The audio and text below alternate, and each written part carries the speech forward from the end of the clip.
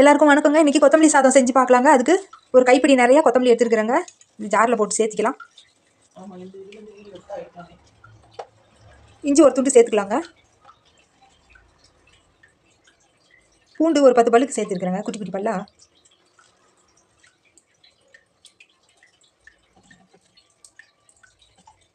பச்சை மிளகாய் ஒரு 5 மிளகாய் சேர்த்துக்கலாங்க. காரம் எவ்வளோ தேவையோ அதுக்கு தகுந்த அளவுக்கு சேர்த்துக்கலாங்க. இப்போ இது நல்லா அரைச்சிக்கலாங்க ஜாரில். வானல் வச்சு எண்ணெய் ஒரு 3-4 ஸ்பூன் விட்டுருக்குறேங்க. இப்போ கடுகு கொஞ்சமாக சேர்த்துக்கலாம்.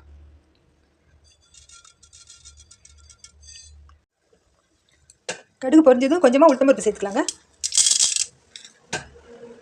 கடலை பருப்பு கொஞ்சம் சேர்த்துக்கலாம்.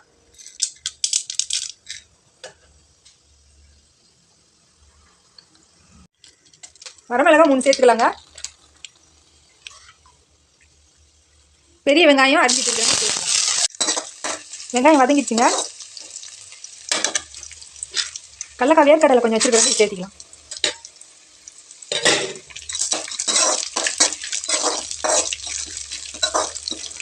ஒரு கொட்டைப்பாக்கு அளவு புளி அலசி வச்சுருக்கிறேங்க. இப்போ இது இதோடய சேர்த்துக்கலாம். சும்மா லைட்டாக ஒரு புளிப்பு தன்மைக்கு லேசாக. கருவேப்பிலை ஒரு 4 கருவேப்பிலை போட்டுக்கலாங்க, 4 தலை.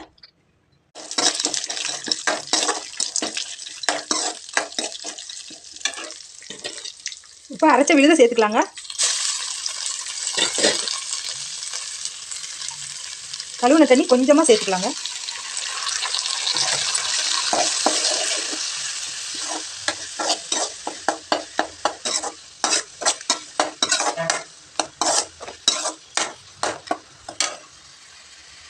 தேவையான அளவுக்கு உப்பு சேர்த்துக்கலாங்க. தூள் உப்பு சேர்த்துக்கிறேன்.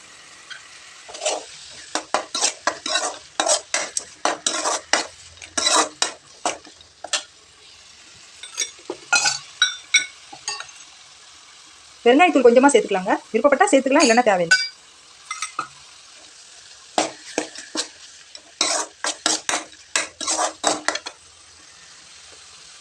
சாதத்தை சேர்த்துக்கலாங்க. சாதத்து மேலே ஒரு ஸ்பூன் எண்ணெய் விட்டுக்கலாங்க கொஞ்சமாக. சாதத்தை போட்டு நல்லா கிளறி எடுத்துக்கலாங்க. சாந்து எல்லா இடத்துலையும் படுற மாதிரி கிளறி எடுத்துக்கலாங்க. தேவையான அளவுக்கு உப்பு சேர்த்துக்கலாம். சாதம் நல்லா உதிரி உதிரியாக இருந்தால் நல்லாயிருக்குங்க. நான் போட்டதே கொஞ்சமாக குழஞ்சிடுச்சு, அதனால தான் மேலே எண்ணெய் ஊற்றினேன் சாதத்துக்கு. கொத்தமல்லி சாதம் தயாராகிடுச்சுங்க. உப்பு காரம் பார்த்து அடுப்பை நிறுத்திடலாங்க. கொத்தமல்லி சாதம் தயாராகிடுச்சுங்க. இந்த மாதிரி செஞ்சு சாப்பிட்டு பாருங்கள், நல்ல சுவையாக இருக்குங்க. இன்னொரு வீடியோவில் பார்க்கலாங்க. நன்றிங்க.